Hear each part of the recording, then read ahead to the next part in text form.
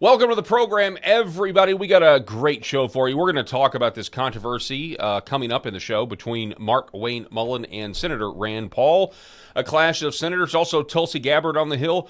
We're going to talk about that and much, much more. But first, what are they spraying in the skies? There is a new report out, a shocking report, according to some, that the CIA, even back in the 60s, was talking about trying to control the weather. And how does this tie in? We're going to look directly at the Environmental Protection Agency website on all of this and dive in and give you this new report that was posted, I guess it was posted around 24 hours ago.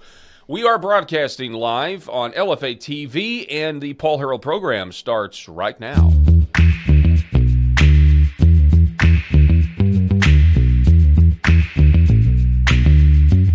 The Paul Harrell program.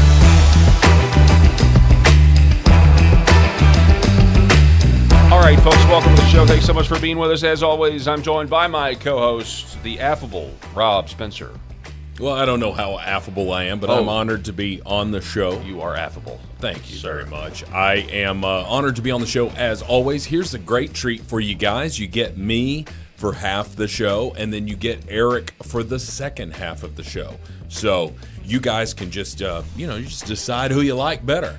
You know, Eric's a lot more logical than I am, and I'm the angry one who gets mad about all that stuff. I cannot wait to talk about Rand Paul versus Mark Wayne Mullen. That's an interesting thing. It's kind of talking big topics for the day. I don't know how much we're going to talk about this, but oil prices shooting up, so our gas prices are going to be reflected in that. And then Jerome, too late, pal. Keeping the interest rates. This directly affects me because my job in my career is real estate, and so these interest rates are killing. We need some relief here to stimulate this economy and all of that. I think Trump's doing everything he can, and he's got his own organizations and his own government working against him in a lot of ways, and so it's going to be interesting to see how this plays out over the next few weeks as we head into the thick of spring. You mentioned oil prices, so what are we talking about here in terms of oil prices? $110 a barrel. So it's up to 110. So it was hovering around for the last several days. It was hovering around 94 or so. Yeah. So now it's up to 110. So that's a problem. If I remember correctly, it was about $130, $140 a barrel when we here in Arkansas had, like the $4 and even $4.50 gas prices, which if it's $4 in Arkansas, it's going to be massively higher in a lot of other states. And so, we can't be used as a gauge on that stuff. But anyway, not good. No, that isn't good. And I think, and we'll cover this later, but President Trump has said, kind of telegraphed that we may just pull out of the Strait of Hormuz altogether, leave it up to the allies to figure it out, because our oil really doesn't come from there. It's an what do we care? It's an Eastern problem, right? So, but we've got some really good allies. Japan. Who would have thought? If you would talk with some World War II vets, if any of them are still alive, that a great partner an ally being Japan. I mean, they would have said you're crazy. Yeah. No wonder this circuit failed. It says made in Japan. Yes, that's right. When you're talking about Doc, all the best stuff's made here. So you've got 70 to 80% of their oil supply comes through that strait, and they're just one country. There's several. So all right, well, let's get to it, shall we? There is this headline that you see here: CIA accused of. Hang on one second, because I'm just seeing that Rob is not in frame. So let me fix that. My apologies. Fix me. There you go. So CIA accused of poisoning the sky with toxins as files expose secret weather control agenda. Now, many of you may not have ever looked up and kind of noticed what goes on in the sky. More and more people are. I certainly started in 2020. There's actually a Netflix end of the world movie called Don't Look Up by a bunch of Hollywood elites. They're telling you not to look up. Maybe actually we should. It says this from the Daily Mail. Once top secret CIA files have detailed America's plans to control the world by manipulating the weather.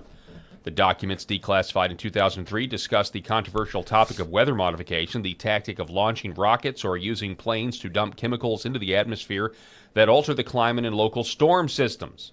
Although the resurfaced documents from 1965 did not mention the specific chemicals used in the experiments, they did discuss the need for more funding of the weather modification projects that would soon be used as a weapon of war. In fact, the memos noted that federal funding for the secret program was set to be 4 times higher in 1967, the same year the U.S. began spraying toxins over Vietnam to cause floods and landslides.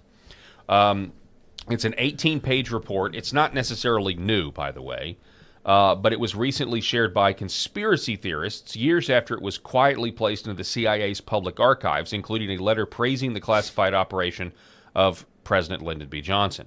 Johnson's endorsement of the CIA weather modification project came just 3 years after he gave an ominous speech on the future of America and the work to create weather satellites with the power to strengthen storms. Skipping down here, just 18 months after giving the speech advocating for the U.S. to control the weather, LBJ became the 36th president and would oversee two. Now, how did he become the president again? Oh, I believe someone got his head blown apart. Yeah, if memory serves. Isn't that interesting? Yeah, from a president, JFK, who said no to Operation Northwoods, which was a planned false flag to get us into Cuba, or Cuba, as Barack Obama would say. Yes, Cuba. So after the speech, the record shows real government programs were already underway by 1965. Johnson's letter, which is among the 18-page CIA report from September of that year, specifically mentioned the project's work in manipulating a recent hurricane near Florida, believed to be Hurricane Betsy, which made landfall in Louisiana as a major Category 4 storm. By 1967, however, this work expanded to Project Popeye, which was used against enemy supply lines during Vietnam. Intelligence officials also noted that they had the full support of Johnson. The U.S. government has maintained that weather modification has been used only to help weaken dangerous storms and induce rain in drought-stricken areas. You know, one of the conspiracy theories was, Rob, that if you remember the hurricane that came and hit the East Coast right before the election, and it was like a month or two before the election, It devastated North Carolina, which at the time was thought to be a swing state. You know, it was something that was in play for the Democrats. It also punished Tennessee. I mean, it went into the hills of Tennessee, the mountains of Tennessee as well. By the way, and that happened a year after the Tennessee legislature passed a bill banning chemtrails. They didn't use chemtrails. They used the phrase geoengineering. But it is interesting how that works. Well, Marjorie, Marjorie Taylor Greene was catching a lot of flack when she was talking about how people were controlling the weather and sending these storms before elections, and she caught a lot of flack about that. And you're like, "Oh yeah, really? We're making the storms come?" And it's just like, well, I mean, if you look at what technology is, well, and look at what technology was back in the '60s, but now look at how nefarious. Okay, let's just say this: if the technology does exist to do those things, and we've just lived under a deep state over the last 10, 15 years where their crimes are just legion. They're put out there before us. If they had this authority or they had this power, the question isn't why would they? It's why wouldn't they do it? Why wouldn't, if they had this at their fingertips, obviously they would use it against the American people. I mean, there's been an unspoken proxy war with the Mexican drug cartels against the American people that the Democrat Party, and you could even say the Uniparty, has been perfectly okay with for the last 40 years. Sure. So this is not that far out of sight when you think about it. Now, we have to go to this meme before we do anything else. Leading report, declassified CIA files reveal that under Lyndon B. Johnson, the military sprayed chemicals from planes, also known as stratospheric aerosol injections. That phrase is going to be important here in a minute. And then you... Alex. You got Alex, who is it's just hilarious how, once again, the conspiracy theories, they're not really, this phrase itself was created by the CIA to try to make people like you and me, Rob, or at least me, I'll throw mine, seem crazy, right? See, we can dismiss them because the government would never do anything bad to its own people. Well, how many conspiracy theories has Alex Jones been ahead of? Exactly. Now I'm sure he's missed on a few. that we know of. I Yeah. mean, heck, the night is young, as Right. they say. So we'll kind of see how that plays out. But man, I mean, this dude has been talking about all of this stuff, and he gets this intel. So I would agree with you, Paul, that if the government can do it, they're going to do Yes. it because there's money in it. Yeah, just go back to the distinguished gentleman when you want to talk about how government works. Are you for or against this? What do you think I should be? Well, if you're for it, I've got money from such and such. But if you're against it, I've got money from such and such. Well, what do you think I should be? Let's put you down as against it. Wow. Right? And that's The Distinguished Gentleman. It's an late 80s, early 90s movie with Eddie Murphy, if you've never seen it. If you want to know how government works, watch The Distinguished Gentleman. And that's why you'll find out that, with very few exceptions, our congressmen and women are tools for the deep state. Yeah. That they are tools for the power brokers that are really making these decisions. And so if we've got the ability to change weather, considering all of the money that can be shifted, we're talking about crop destruction, we're talking about weather with houses and insurance and all of this stuff. Like, what's to stop these huge insurance companies from not investing in this money so that it doesn't send this bad weather? Or, I mean, like, or taking over land that let's just look at what happened with the fires. Oh yeah, over in California, and that's prime real estate. Look at what happened in Hawaii with those fires. It blows my mind that people in Hawaii would still vote for Democrats after what happened in Maui, when they literally stole these people's land. Yes. They stole it. If you guys don't remember this stuff, and it's happening in California too, in the Palisades. And the conspiracy theory there is that those fires were set intentionally, with potentially direct energy weapons that started the fires. Could have absolutely been, because if you want to look at, Maui is a huge vacation destination. So if you can, and so what do they do? They have these fires. And these people have insurance, and these insurance places say, yep, I will check to see if your house is still there. But the government won't let them in. They will not let them in to investigate whether there's a house there. So the people have to still make their mortgage payments without any sort of compensation. Plus, they're also paying to live over here. Or they let themselves go into foreclosure because they can't get an insurance payout to cover the cost, because the government won't let insurance companies in there to actually physically see it. Yeah. You could say, well, I'll hire you a helicopter to fly across here or whatever. Nope, can't do it. Got to be on the street, because the insurance company's not going to pay any money they don't have to pay, right? And so there's probably some collusion there. No question. You don't think the insurance companies are like, don't let us in. We really appreciate this government. Don't let us in. And so the government is getting their pockets greased with all of this. It's just, you think that we're the freest country? We probably are. But you think that we're totally free? No. I mean, when Tommy Lahren had a great post or something about that the income tax was originally was supposed to be, was it 3%? It was supposed to be a temporary tax, and many citizens here in the United States are paying upwards of 40%. And now this wealth tax. I'm sorry, I'm going down all these rabbit trails, but it's all kith and kin to what I'm trying to say here, and that is you've got, when have the Democrats ever made anything more affordable for you? They will do some stuff. They will do some stuff to lower some prices and price control and all of that stuff, but then they go back and they take it back on the back end. Yeah. Right? Mom Donnie wants to put this wealth tax in place in New York City, and it said anybody making over $5 million a year, which honestly is a lot of money, but it's not that much money in New York. I mean, it would be a ton of money here in Arkansas. Right. But you think about the cost of living in the state of New York. I mean, you're wealthy, but you're rich, but you're not wealthy, right? But anyway, well, I'll just add to your income tax point. And that is, before the income tax, if the federal government needed money, they would build a state, and they would let the state figure out how they're going to collect the taxes from their people. Well, and so if you're living in the state of, or if you're living in New York City, and you make over $5 million a year, are you really going to pay 74% of your income in taxes? And on what planet does anybody think that's acceptable? Mm-hmm. It totally derails the incentive to better yourself.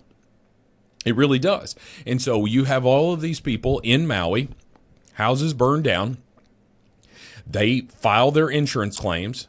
The government won't let the insurance companies, they're just waiting it out. They're like, well, it's just a hazard. And do we, as best we know, is that still ongoing? It was still ongoing as of a few months ago. Excuse me, I haven't heard a recent update. But what did those people in the state of Hawaii, especially in the Maui area, what did they do in 2024? They took their asses to the polls and voted for Kamala Harris. And I'm like, you've got a mind rot in your brain if you are purposefully voting against your own interest. I'm a conservative because I'm a business owner. I'm a conservative because I'm a Christian father, husband. Those are what aligns with my interests. I'm not going to sit here and vote against my interest. The Democratic Party has betrayed their own citizens more than they've ever betrayed us on the conservative side. And the Democrats just keep falling in line like absolute mindless drones. I will never understand. I'm going off on some side tangents here, Paul, but I will never in a million years understand a black person voting for the party who formed the KKK. I mean, what the F are we doing, people? You're like, oh, well, there was a party switch. Really? Really? Did you listen to Joe Biden leading up to 2020? If you don't vote for me, then you ain't black. You want to talk about racist statements that Trump has possibly made back in the 70s and 80s? You're full of crap. You're an idiot. You are a mindless drone who is just following the crowd because you have always voted Democrat and you were told to vote Democrat, but you can't sit here and articulate those points. You want to talk about an intelligent person? Show me a Jeffrey Mead, a young black conservative. That is an intelligent person because what they did is they said, I'm not going. It's not just that they looked at the facts and decided to be a conservative. They said, I'm going to go against what all the people in my circle say, that if I'm black, I got to vote Democrat. And we saw that. Trump got, 25% of the African-American vote? And now this was supposed to be about chemtrails. Well, I've gone on these rants, but damn it, I'm so sick of it. A few things. This was 2 weeks ago. MauiNow.com headline: Maui fire survivors seek Hawaii Supreme Court action to prevent further settlement delays. This was February 25th. So it is, to your point, still ongoing. When was that fire? 2023. Yeah. If I'm checking the calendar here, yeah, the old watch. That says insane. 2026. But the point is, because the broader point here is conspiracy theories. Yeah. It does seem like real estate can sometimes play a role, or it could play a role in these storms or intentional fires or whatever. But I will say we're going to put a bow around this chemtrail segment for you. Well, look how much value you can end it on that. But look how much value that the Palisades and Maui hold. Yes, right there, exactly. And let's go to in order to kind of put a bow on this. This website that you're looking at right now is from the EPA. Who's the head of the EPA? Is it Lee Zeldin?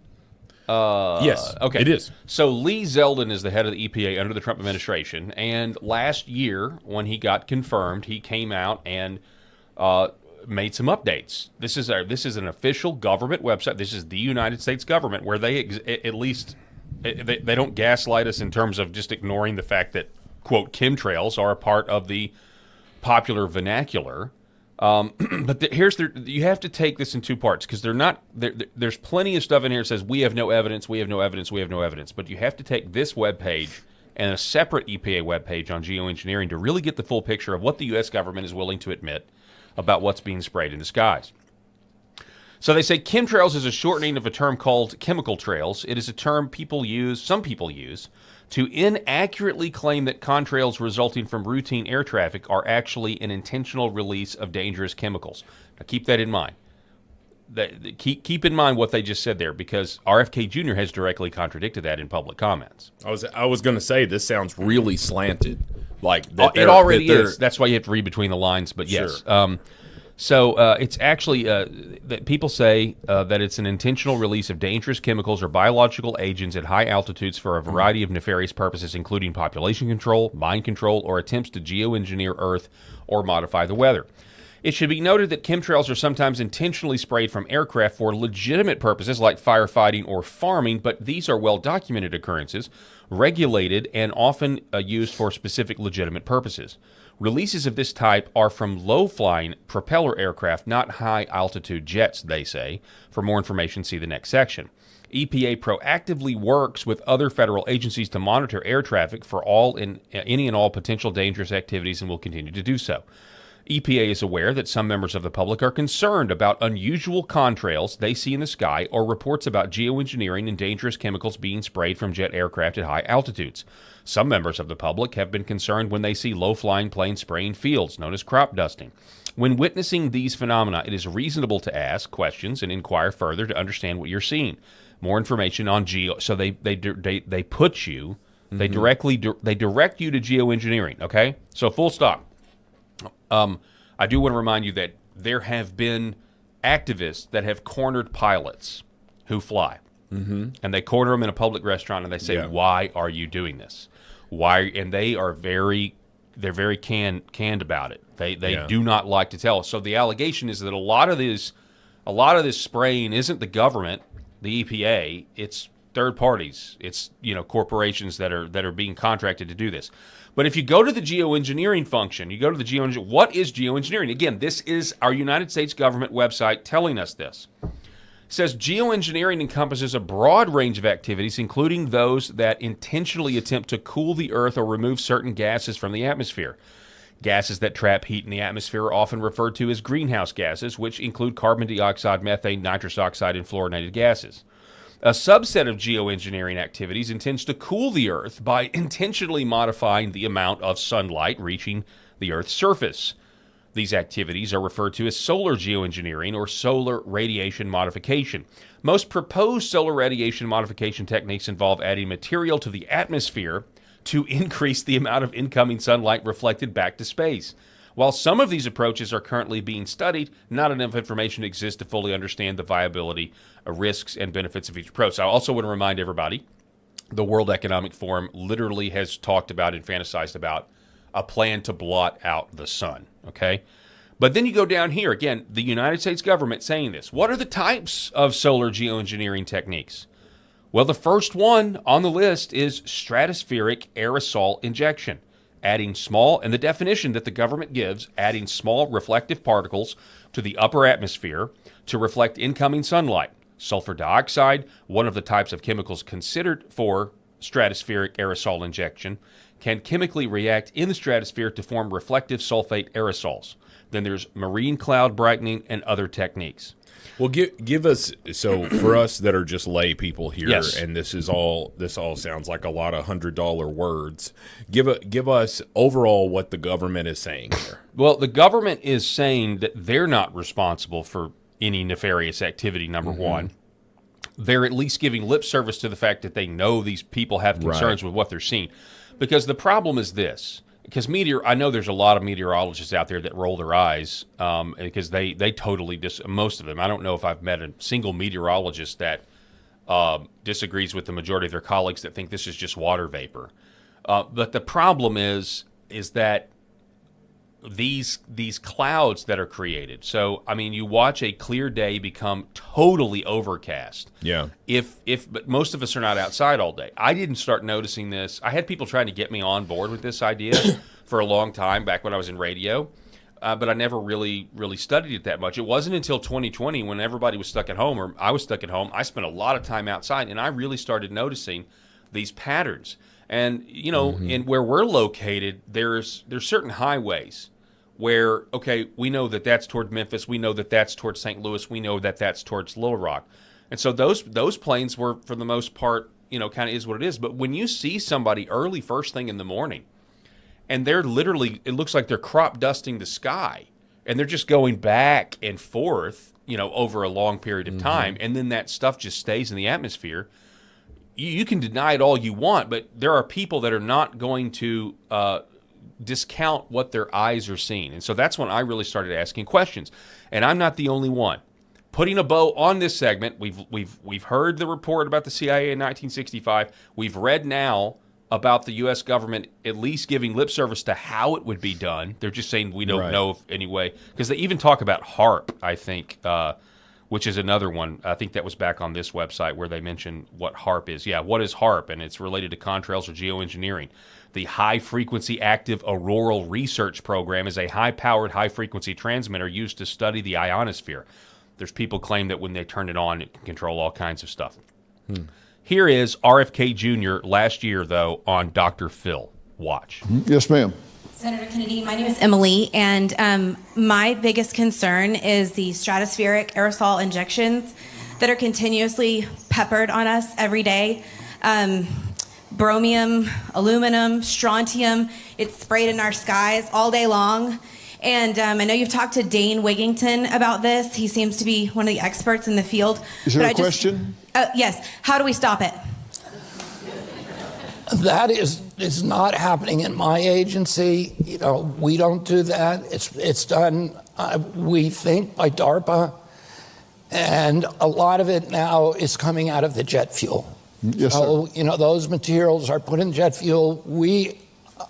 I'm going to do everything in my power to stop it. We're bringing on somebody who's going to think only about that, find out who's doing it, and holding them accountable.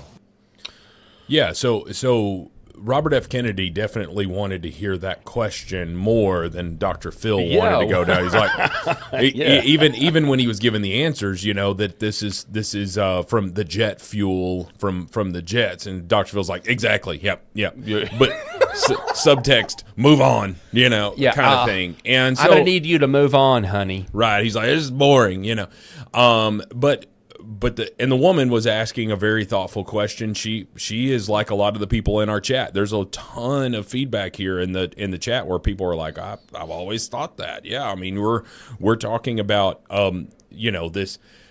If they can do that, what would stop them from mind control? Any sort of variant like.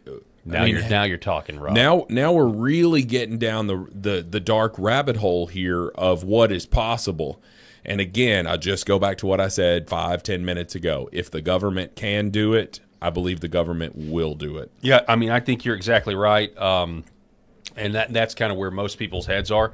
And it's just so interesting that if you listen to what RFK said there, he said, we think that it's DARPA. Well, that is why your EPA websites kind of give you the definitions of things. They make you have to connect the dots between the chemtrail page and the geoengineering page because they're two separate pages. But if it is DARPA, well, that's classified. Yeah. You understand? Like, if it's a DARPA project, then it's classified. Right. And EPA can't put that out there. They can't put classified information. So the point is that the conspiracy theorists look way more right than they do wrong on this. The only real question is details and in order of how this is done and who's responsible and what is the purpose, right? I can guarantee you this, when Tennessee, so this has been a conspiracy theory for a long time, and I remember these headlines that I should have pulled them for this segment, but when the state of Tennessee banned geoengineering legislatively, and it made headlines, made national news, you immediately had scientific magazines all of a sudden talking about how geoengineering is a positive for humanity. Oh yeah, and it was like clockwork. I was like, okay, so it was a conspiracy theory. Now that it's not, you're going to tell us it's good for me. Oh yeah, I mean we're not more than a few years away from them trying to convince us that a little bit of cancer is not a big deal. Yeah, kind of thing. Like what are we doing here? Yeah. And you know what? A lot of people are sounding off in the comments there. Our good friend Clee, who we love seeing Clee chime in. She's talking about having a friend there in the Palisades, and they're still waiting. And I can't remember when that fire was, but I believe it was during I believe it was in 2024, but I can't remember That sounds exactly. right, yeah. You know, but what did they come out in the state of California? They came out and said, "Oh, this will be the fastest. You know, we've had extra people, and we'll have all this stuff." And actors, you know, calling out like, "Hey, I've voted Democrat all my life. This is bull." Yeah. They are not doing this. We've waited 9 months for a permit, and there's no end in sight.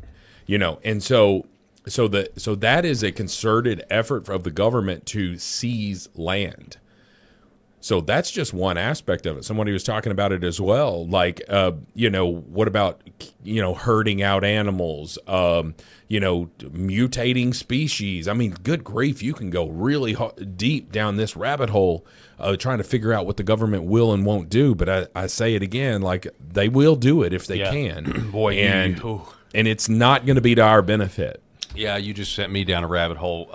You remember in the 90s with the, you know what you'd never hear about anywhere. In the 90s, they cloned a sheep. You remember that? You remember Dolly, the sheep? That was the first the cloned sheep. I remember that, yeah. Wonder why we don't ever hear about cloning anymore. And in the same context that gain-of-function research is illegal, it is illegal to have gain-of-function research on viruses in the United States, which is one of the reasons why Anthony Fauci funded it over in China. Yeah. You do have to start going. I mean, that was in the 90s that they said, hey, we cloned a sheep. I think we would be very stupid. These people, I mean, look at how satanic they are in the Epstein files and everything else. Oh, sure. Are they cloning people? Have they cloned people? I mean, if you're a betting man, are you really going to say no? Are you going to say you're going to not take that bet that they haven't that they're not cloning people? I mean, I'm just saying. Yeah. It goes to what your point is. The same logic applies. If they can do it, why wouldn't they do it? Yeah. Okay, so this is just, I think, where my head's at. Now we're going to digress, significantly digress, down to Washington, D.C., otherwise known, I don't know who coined the term Mordor on the Potomac. I can't remember who coined that term, but that's what Washington, D.C. is. If it's a Lord of the Rings analogy, folks, if you didn't catch that one. People get those. Nah, People I don't know. get it. Paul, they get it. Look, I love the Lord of the Rings. I've watched it multiple times. Can't even count how many times I've watched it. And it pales in comparison to your number of watch throughs. Okay, you're right. It does. Well, I didn't come up with the phrase, but I really like the phrase. Anyway, Rand Paul, Mark Wayne Mullen. Do you remember the old? Remember the claymation? The claymation. Yeah, Celebrity Deathmatch. Yes, Celebrity Deathmatch. Yeah, let's get it on. Yeah, yes, exactly. This would be a good Celebrity Deathmatch. So this is the headline from thehill.com. I think the lead is kind of buried, but headline: Rand Paul confronts Mark Wayne Mullen over a snake remark, says he has anger issues. There was this back and forth. So those of you who don't know, I'm sure you do, Mark Wayne Mullen has been nominated to replace Kristi Noem as the head of the Department of Homeland Security. He's got to go through some confirmation process. I expect that he'll be confirmed, but Senator Rand Paul is the chairman of the committee that he's got to get through. And Senator Rand Paul and Mark Wayne Mullen, I didn't know this, but apparently they have a history. And so it did not go well. Will you be the judge? We've got extensive clips here. This is kind of fascinating back and forth between two Republicans who don't get along. Watch. Funding for refugee welfare programs. Instead of explaining your vote to continue these welfare programs for refugees, you decided to transfer the blame. You told the media that I was a freaking snake. Let me set this up because the clip cuts off at the end. Rand Paul had an amendment to end the refugee welfare program that we're so mad about with the Somalis. I completely agree with that. Mark Wayne Mullen voted against it. Mark Wayne Mullen's constituents cornered him, angry with him for voting against Rand Paul's amendment. And to deflect, apparently, Mark Wayne Mullen said that Rand Paul's a snake and that he understands why Rand Paul, 6 years ago, was almost beaten to death by his neighbor. 6 ribs broken, had to have a piece of his lung removed. So Mark Wayne Mullen said, I understand why he got his butt kicked, basically. And Rand Paul heard about this, and that's the context of this question. Welfare programs for refugees, you decided to transfer the blame. You told the media that I was a freaking snake and that you completely understood why I had been assaulted. I was shocked that you would justify and celebrate this violent assault that caused me so much pain and my family so much pain. I just wonder if someone who applauds violence against their political opponents is the right person to lead an agency that has struggled to accept limits to the proper use of force. You might argue you were mad and upset about being confronted by your constituents. But Senator Mullen, your constituents are justifiably upset with you. By now, most of America knows that the Somali welfare fraud in Minnesota stole over $9 billion. But instead of defending your vote, you took to continue the vote to continue these refugee welfare programs. You chose to lash out at me. You went on to brag that you'd already told me to my face that you completely understood and approved of the assault. Well, that's a lie. You got a chance today. You can either continue to lie or you can correct the record. You have never had the courage to look me in the eye and tell me that the assault was justified. So today you'll have your chance. Today I'll give you that chance to clear the record. Tell it to my face. If that's what you believe, tell it to me today. Tell the world why you believe I deserve to be assaulted from behind, have 6 ribs broken, and a damaged lung. Tell me to my face why you think I deserved it. So this clip I was watching on X this morning, and it just ends. He go through all that and it just ends. Yeah. So then I was like, okay, I've got to go find the rest of it. But your first, we're going to get Mark Wayne Mullen's comments after that, but your reaction to that. Yeah, so I've been traveling most of the day today, so I'm catching all of this as a lot of folks are. So I'll give you my completely raw reaction. I like both of these senators, and for different reasons. I like Mark Wayne Mullen's straight talk, his bravado. I like that if he's challenged, he stood up and he's like, well, let's go right now. They're going to bring that up in a minute. And so I think I like a lot about that, and I like his defense of Pete Hegseth. Mark Wayne Mullen was instrumental in defending Pete Hegseth, and you remember that vote was like 50-50. Yeah. For Pete Hegseth, because we had lost some conservatives. I do not remember where Rand Paul was on that vote, but I can just say this. I like both of these people for different reasons. I like Rand Paul because he is a fiscal conservative. He's tired of spending money that we don't have. And a lot of his objections are coming from that perspective of we are creating this. I mean, he's wealthy. He doesn't I don't think he has concerns about his own personal wealth, but he is thinking about what kind of debt that we are leaving now, $38 trillion, trending toward $40 trillion in debt. I don't think, just to put that in perspective, 1 million seconds ago was last week. A billion seconds ago was in the 1990s. 1 trillion seconds ago, Jesus was walking the earth. If you want to know the vast ocean of difference between $1 trillion and $1 million, think of it in those terms of of what I just gave you. And you realize that $38 trillion to $40 trillion worth of debt is just unsustainable. I mean, what kind of future are we leaving? We're about to pay. It's about to reach the 20% mark of our entire GDP is going to be paying interest on the debt we have. Okay? I don't see how we could ever pay all that stuff down. So I know that's a long-winded explanation of it, but I'm saying that's where Rand Paul is coming from a lot of times. I also find that Rand Paul does go against conservatives more than what I would like, because I've talked about it on the show that, damn it, man, Democrats, they fight amongst each other. They've got the progressive wing and the more. But when it comes time to vote, they're in lockstep. And They Rand Paul's fall not together. one of those guys a lot of the time. He's correct, and they fall together. And so I will say that as much bravado as I like of Mark Wayne Mullen, and I've never heard the what Rand Paul is saying here about that he deserved to be beat up and all of that stuff. I would not, if that was the context, if Rand Paul gave the actual context of what Mark Wayne Mullen was saying, I completely agree with Rand Paul. Yeah, it is a bad look. Yeah, and so a lot of people forgot this, but I think it was like 5 years ago, it was during the first Trump administration, I thought, Rand Paul got beat up by his neighbor. This was after, by the way, Rand Paul survived the Steve Scalise shooting. A lot of people forget Steve Scalise almost lost his life with that Bernie Sanders supporter. We were told Bernie Sanders supporter. Maybe that Who's is to believe that? I mean, who's? Yeah, I don't know. Well, Trump was making a lot of different foreign policy decisions back then, and they were all, we're not going back to war in the Middle East. I'm just telling you. And I often wondered, it was very much a Rand Paul, it was closer to a Rand Paul foreign policy than a Lindsey Graham foreign policy, 100%.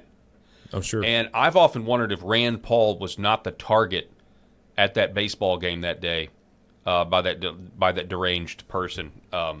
It's always been in the back of my mind. If you can imagine two polar opposites in the Senate, that's Rand Paul and Bernie Sanders. Yeah. Because Rand Paul is quit spending money. Right. Bernie is let's spend it all and Spend get it all. Yeah. We've got a wealth inequality here. Yeah, exactly. Yeah, so anyway, that's just the context. A lot of people forgot Rand Paul was seriously injured when he was attacked by his neighbor. And again, that was like a little while after, a year maybe after he survived the Steve Scalise attack. One thing, Paul, and I don't want to discard you here, but I wanted to say this, because people are mentioning this in the comments. I agree with you that we don't necessarily have a debt problem, that we have a spending problem, and that is what has enabled all of this fraud, right? I mean, we're seeing Nick Shirley. So what do people in what context are they saying? Well, they're just saying, "Hey, we don't have a debt problem. We have a fraud problem." I would agree with you. I would agree with you because we have what we've done is we've just said, "Oh, you're going to open this home health. You're going to open this hospice place. You're going to open this daycare that the Leering Center." Excuse me. That's just one example. The Leering Center is taking the big flack for that, but that's just one example. Yeah. Can you imagine if that amount of wealth, billions and billions of dollars, had gone to native-born Americans? I'm not saying I would necessarily support that because that's just, I get it. We have welfare, but it's always wanting to expand it. I understand that. But my goodness, if we're going to spend that money and yet we spend it on all of this waste instead of actually, I just think it's something that is outrageous. It actually makes me very angry. Sure. That they have sold our country out to that point. And so the idea that we don't have a debt problem, we have a spending problem. I mean, I get the point they're trying to make. Well, because Elon Musk was close to find. I mean, he was.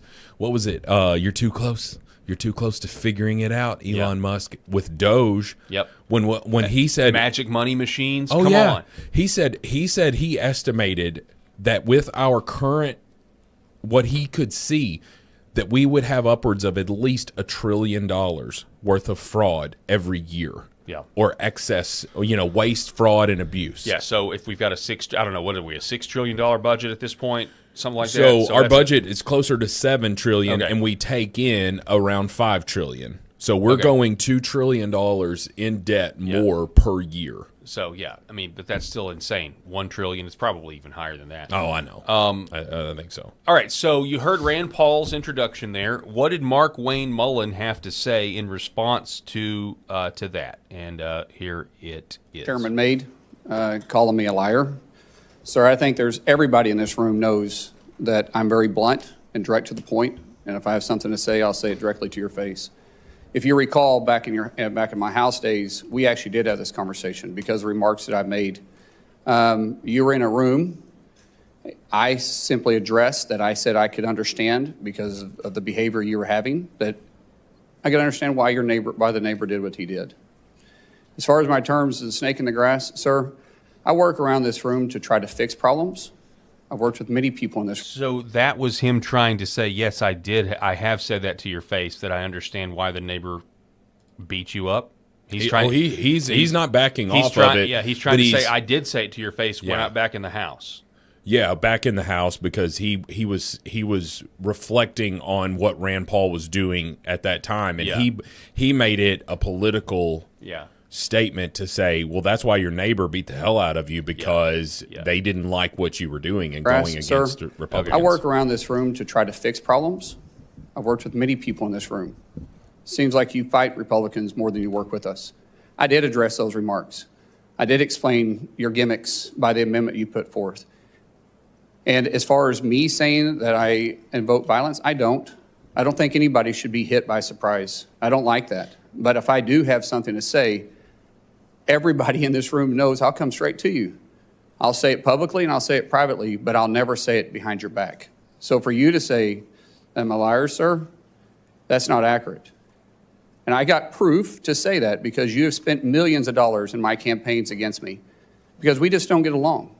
However, sir, that doesn't keep me at all from doing my job. I can have different opinions with everybody in this room, but as Secretary of Homeland, I'll be protecting everybody, including Kentucky, as much as I will my own backyard in Oklahoma. It's bigger than the partisan bickering that we have. It's bigger than the political differences we have. The truth is, I have a job to do, and I don't like to fail at anything, at all. So I can set it aside if you're willing to set it aside. Let me earn your respect. Let me earn Chairman. So that was part of his opening statement. Yeah. So what I would like to say is that I'm going to give a lot of props to Mark Wayne Mullen for not backing off of his comments. He did a little bit.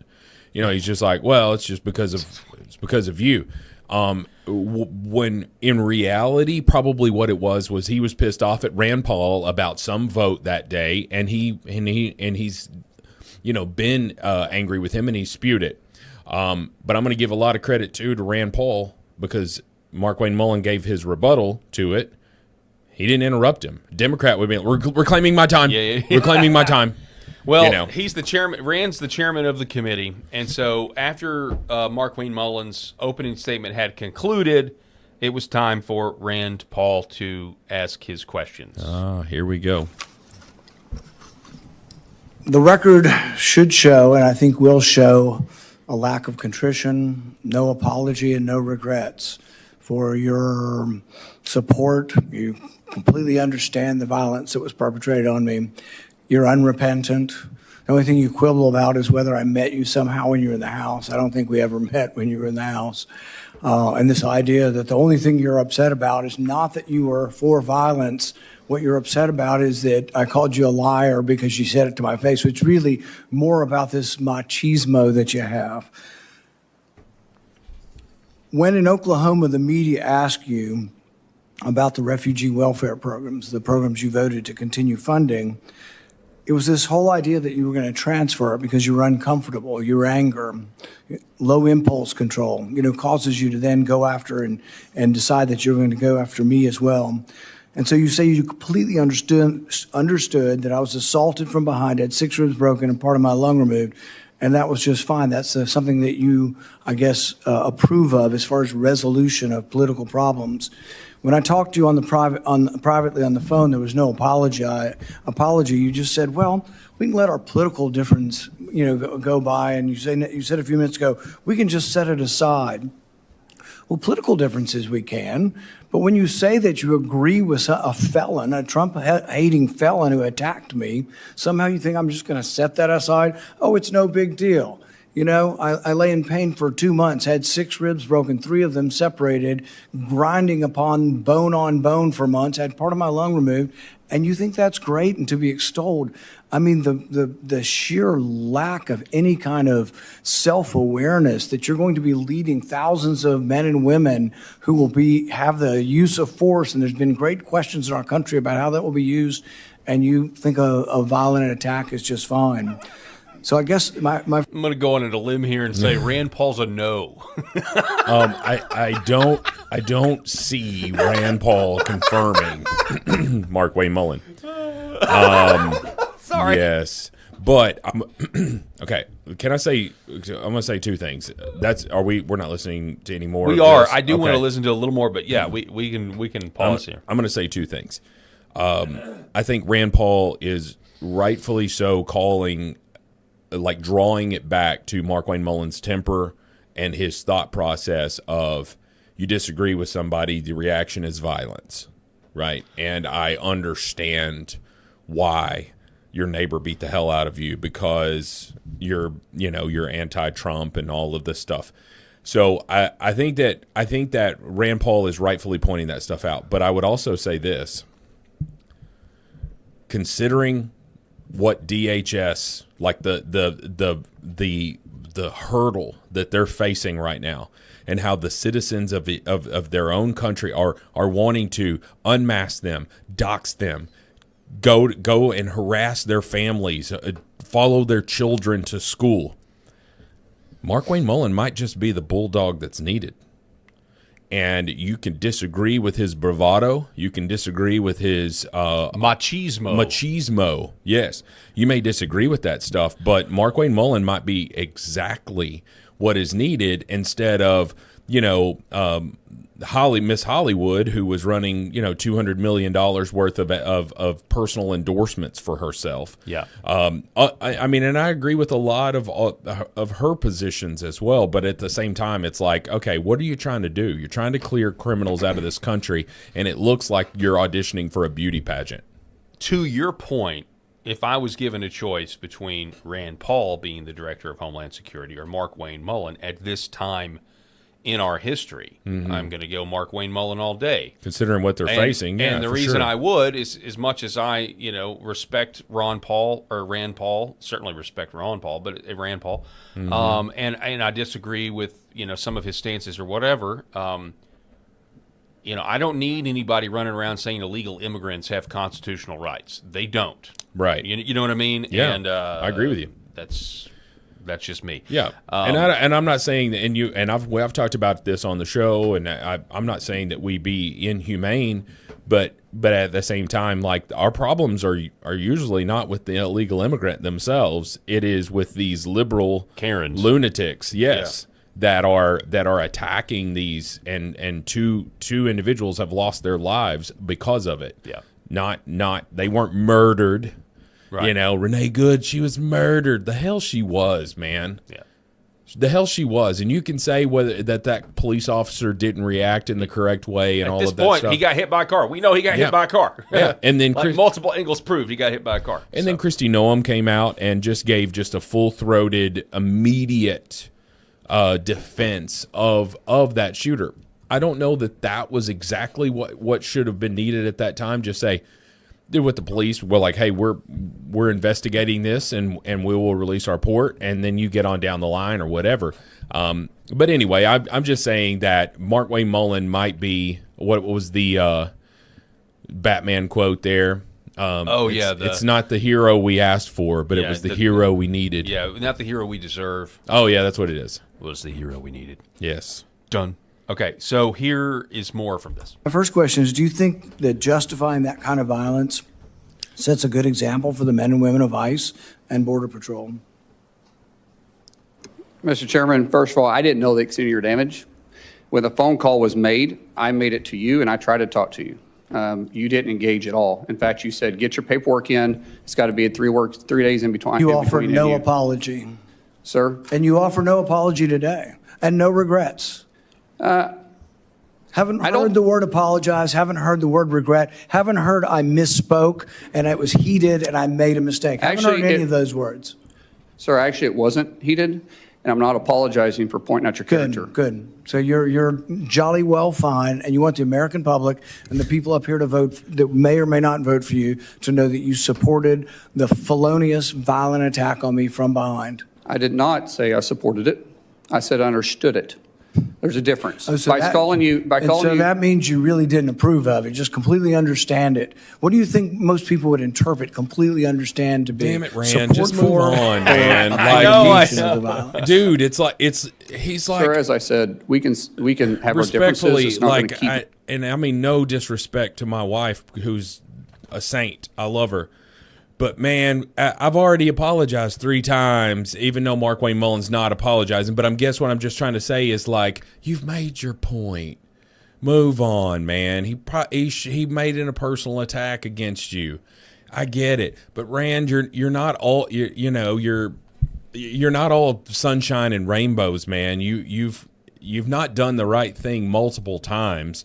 As a conservative, or at least what was in the best interest of the American people. And so I get off your high horse. I mean, but Mark Wayne Mullin shouldn't have said that. Yes. And I agree Okay. completely with Rand Paul that So- he should not have said that. We haven't really dug down to the nitty gritty like this on Capitol Hill in a while, but I couldn't look away when I was watching this today. It's like so a train wreck. eventually Rand Paul decides to roll a videotape, and I want to play the videotape he rolled, and then we can move on to something else. You know where to find me, any place, anytime, cowboy. Sir, this is a time, this is a place. If you want to run your mouth, we can be two consenting adults. We can finish it here.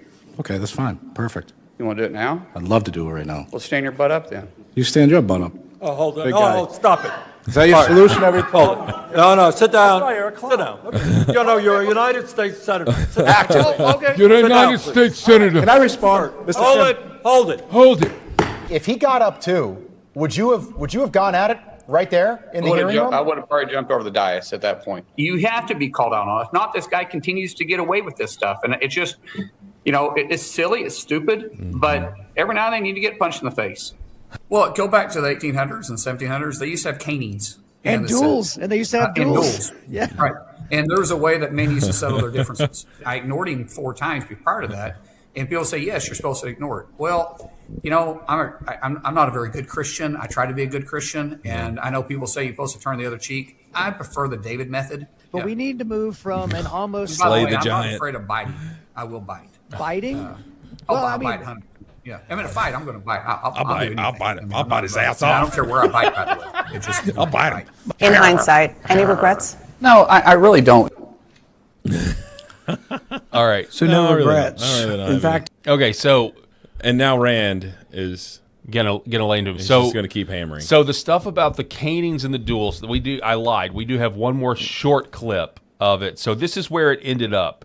It ended up with Mark Wayne Mullin defending dueling and caning. I don't know if he was defending caning, but he definitely was defending dueling. Listen to this. What I was simply pointing out is some of the rules that still apply to this body. For instance, dueling with 2 consenting adults is still there. I was pointing out what been is still illegal acceptable. for 170 years. Hey, pause it. Pause There's it. no precedent. Hold up. Hold up. Is the guy that he threatened to whip sitting behind him right there? Is that the same guy? I think it may be. They probably called the Democrats probably called him as a. Did they? And they wanted him sitting right behind Mark Wayne Mullin. Whoa. I think that is him. I'm looking at this way, way, way differently now. Hang on. Let's see. Let's go back and. Yeah, is that the same guy? That guy? I don't know. I don't know. That same guy without the glasses, man. That's got to be him. Mr. O'Brien. I think that's the same guy, which makes me think he's sitting right behind Rand Paul. I'm sorry, he's sitting right behind Mark Wayne Mullin. This is such a good observation. I totally missed that. That is hilarious. Did Rand Paul go total douchebaggery and have this guy at the hearing? Oh my gosh, Rob, he had 6 broken ribs and he had part of his I lung don't know. removed. No, see, I will say this. It is interesting. It's like Eric's texting us. He's I like, will- it's not the same guy. It's not the same guy? I don't know. It looks like the same looks guy. to me. To me, it looked like a leprechaun to me. that looks like the same guy. I think that's the Let me same look at guy. His ears. Does his ears stick out? Eric, you're wrong. Yeah, Eric. And look at the nose, the nostrils. Yeah, that's him. Dude, that's the same guy without glasses, look man. at the nostrils. I don't care what you there. say. That's the same guy. I don't care. I don't care what you say, Eric. You are wrong. Yeah. All right. So that's actually really great. That's really funny. Okay. You're welcome. So I'm going to take this in. It's only 47 seconds. Okay, Surely let's we can listen get to through it. What I was simply pointing out is some of the rules that still apply to this body. For instance, dueling with 2 consenting adults is still there. I was pointing out what been is still illegal acceptable. for 170 years. There's no precedent for legal dueling. Even then, they fled the country. Do you realize that the man that beat Charles Sumner with a cane, he beat him till he was unconscious? You know why no senators intervened? Because his friend held a gun on the other senators, and he kept beating him until he crushed his skull. That's what you're insinuating is the precedent of the Senate, and that's what you live by. That is a very, very dangerous sentiment. I want to say it right now. I think they need a duel. Let's bring it back. Just get it. Hey, that is like the nuclear option. Okay, no term limits? Okay. Fine. We're bringing back dueling. Dude, here's what you do. You duel with shotguns. Right. It ain't going to kill you. It's just going to maim you a little bit here. And then what we can do is, all right, Mark Wayne Mullen, you win, I'll vote for you. I'll confirm you. But if I win, I'm not. Yep. Right? And they could be decided by a duel with birdshot. With birdshot. Yeah, you don't want to do it with buckshot. That's really funny. Oh, hey, I agree with honestly, I agree with most of the chat there that that Rand Paul had one objection to Mark Wayne Mullen, and that was his personal attacks against him. Yeah. We've not heard a single damn video about Mark Wayne Mullen's record or like would he be good in this position. All you're talking about is his temperament. Right. You're right. I'm like, okay, if we're electing people based off of temperament, Donald Trump would not have been elected 3 times. And I'm going to say 3. Yeah. I'm going to say 3 because we know it was. You're good to say that. But Donald Trump would not have been elected 3 times if we cared about temperament. We want badasses. We want people who are bulldogs that are going to stop bowing down to the radical left. I agree with Rand Paul on a lot of stuff. He was right to bring it up. That's fine. Hey, bring it up. But, man, don't have a damn video like hammering them and making sure, and people are talking about it, that this guy's the head of the Teamsters. So, yeah, he's going to be there at this. That's because, right. Yeah, he's the head of the Teamsters. Yeah, the head of the Teamsters. And so what we're talking about here is a concerted effort to sling as much mud as Mark Wayne as possible. So I want you to ask yourself this simple question. Why? Why arrest Trump all those times? Why try to get him off the ballot? Because they know what Trump was going to do.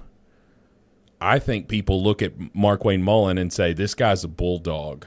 We know what he's going to do. We got to throw everything at him. Let's see. Let's hope. I got an idea.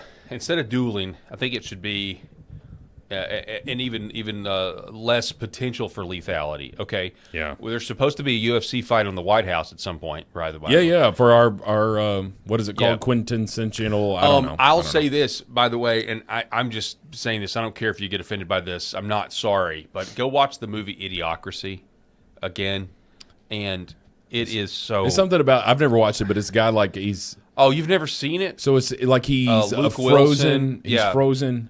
Luke Wilson does some experiment. And he gets frozen in time and wakes up, and like a professional wrestler, a corporation is running the country. Our government's run by professional wrestlers. Everybody is totally idiotic because everything's automated, and they're drinking this Mountain Dew like substance that makes they can't grow any crops. Anyway, it's really funny. And it's more prophetic than I would like to be true. And the fact that we're having a UFC cage fight on the White House lawn doesn't help matters. It just doesn't. But I will say this: non-lethal option. Here we go. Mark Wayne Mullen in the octagon with Rand Paul, but Rand Paul gets a taser. Oh, to even it out? Yeah, I think that evens it out. I mean, look at Rand Paul. I mean, he's older. He's a small man. He's still recovering from 6 broken ribs, and it doesn't have a whole lung. Mark Wayne Mullen is obviously in better shape. I think Noel Fritz joked that he's maybe has a little bit too much testosterone replacement going on. Could be. And so to even it up, give Rand Paul a taser. Yeah, and then Mark Wayne, and then we'll just settle your differences that way. I can see by our viewer count that we have been picked up on the main, Rumble channel here. So all of you who are seeing us possibly for the first time, welcome aboard. We are the Paul Harrell program. That's Paul Harrell over there, and I am Rob Spencer, and we are joining you live from Arkansas. We are 2 Christian conservative fathers, and that's the angle that we present stuff from. I'm a business owner, so I present from that angle as well. All right. Let's get to the filibuster, the SAVE Act, the kabuki theater that it is. We covered this yesterday, the GOP sabotage. And I want to play this old clip here from Nancy Pelosi. Is she drunk? Probably, honestly. On the pills. I think the answer would be yes. Most of the time, you have a safe bet. This is Nancy Pelosi from 2024. Makes a big difference. That would take 2/3 in the Senate. You think the Democrats can get 2/3 in the Senate? No, it doesn't get 2/3. No, it doesn't. I mean, 60 votes is the Senate now, but if we win 50 plus 1 in the Senate, 50 plus the vice president, we can overturn the 60-vote rule. The filibuster. The filibuster and pass it with a 51-vote margin. And that's what we need to do.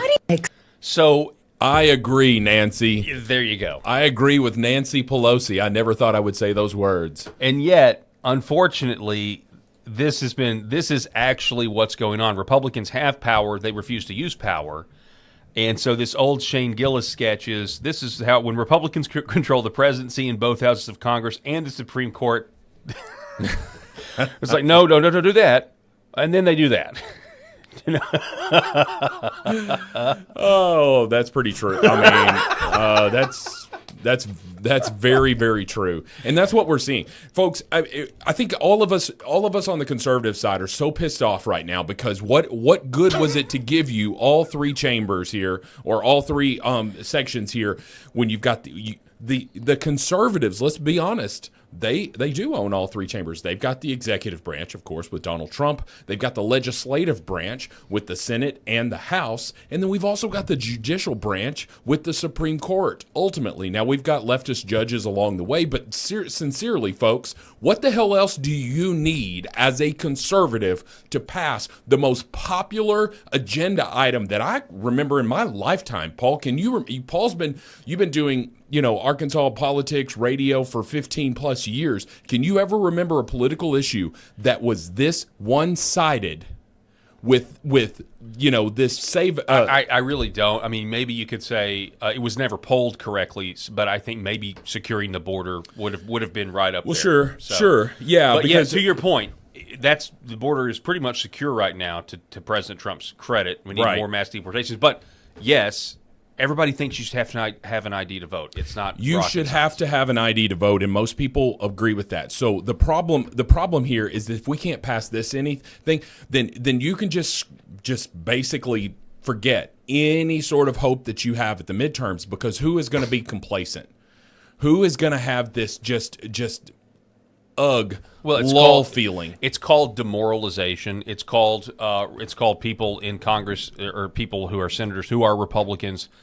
They actually don't want the Trump. They don't want to go on record. Sure. I mean, all of this stuff is to keep them from going on record and having to admit that they disagree with the populist right. Right. And of course, with this issue, it's not just the populist right; it's the whole country. Of course. But they don't want to go on record. The filibuster keeps us from having the government that we want. The silent filibuster is unconstitutional, in my opinion. But then again, the Constitution hasn't really mattered in this country for 50 years, in a lot of ways. In a lot of ways, yes. And so this is potentially, you could look back at this and say we could, if nothing gets done here, and I'll throw the no deep state arrest, I'll throw all of it in there. You're looking at potentially the biggest demoralization psychological operation against populism, which is what they tried to do with January 6th. They tried to do all of that to kill populism. It didn't work, but that's what they're trying to do here. And so if we lose the midterms, then Donald Trump is a lame duck president for his last 2 years. All he can do is affect change through executive orders, which if the Republicans don't win in 2028, if we don't have J.D. Vance or Marco Rubio or whoever, ascends there, that if we lose that, then all of those executive orders are gone. We know that, right? We know that. We know what's at stake, but yet the conservatives have no excitement whatsoever leading into these midterms. Now we're in March.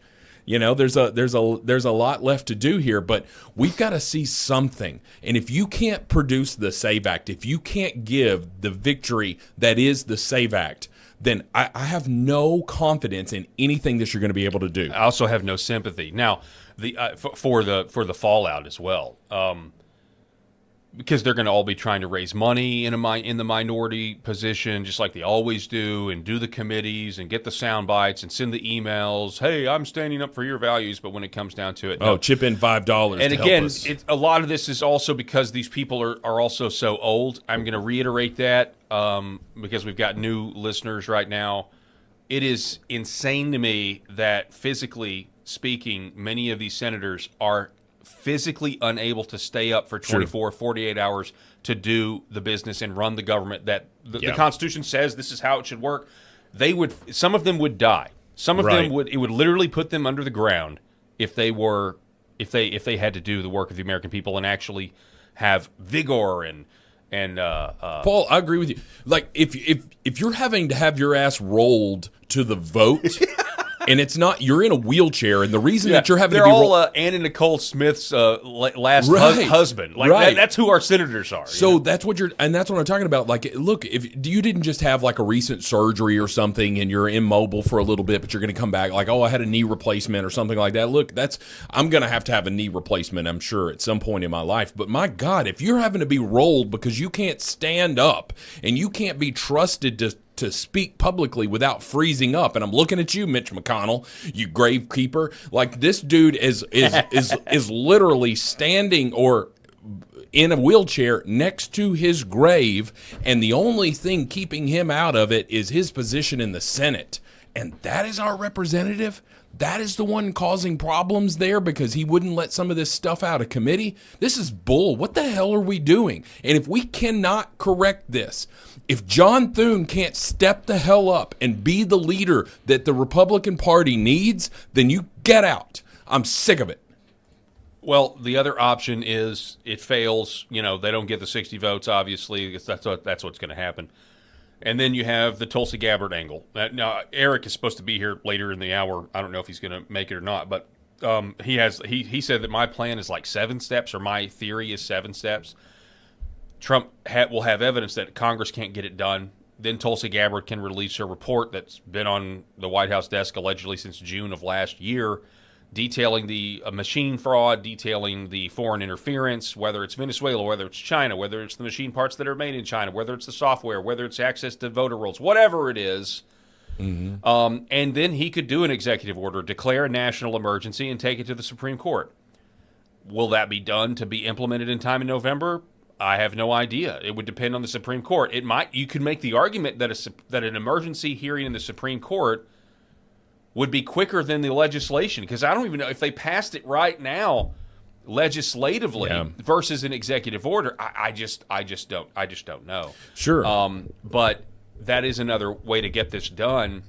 But I will just tell you, the I think Doc Chambers, along with Andrew Paquette, we interviewed Andrew Paquette. Doc Chambers yesterday put out this report about how the primary, we've covered how the Texas primary was not above board.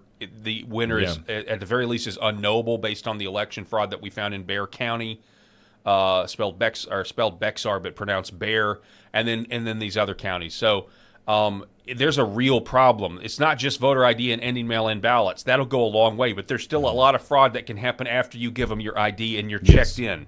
Yeah. So we've got huge problems. And then you think about this. The young electorate is more conservative, more America first than boomers are now.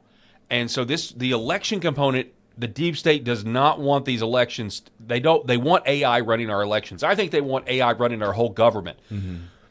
As long as we maintain our right to vote in the next 20, 30 years, this younger generation is gonna be really good, I believe, for a lot of us. Not all of them. And that's why they don't want to secure these elections. They don't want the electronic voting machines to go away because they always have the ability to put their thumb on the scale. They don't want us to govern ourselves, folks. They don't want it. Well, I completely agree with you, Paul. And you brought up the boomers there.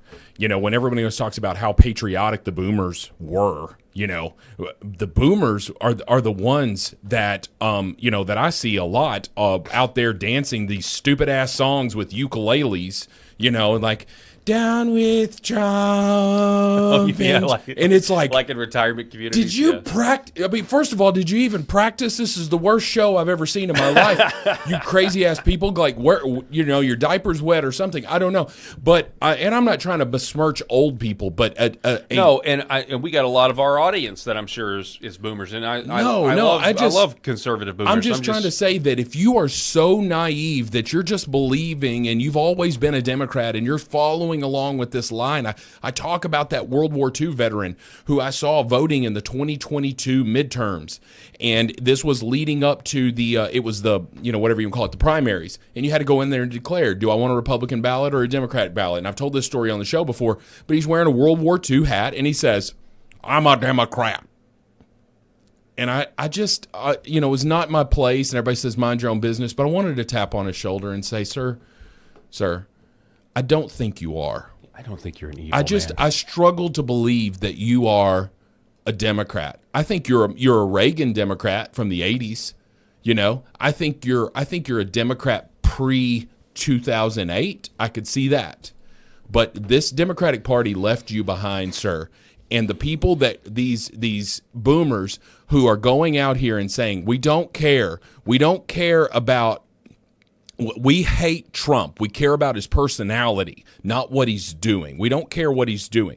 We're frustrated and we're going to sing these stupid songs. It's ridiculous, folks.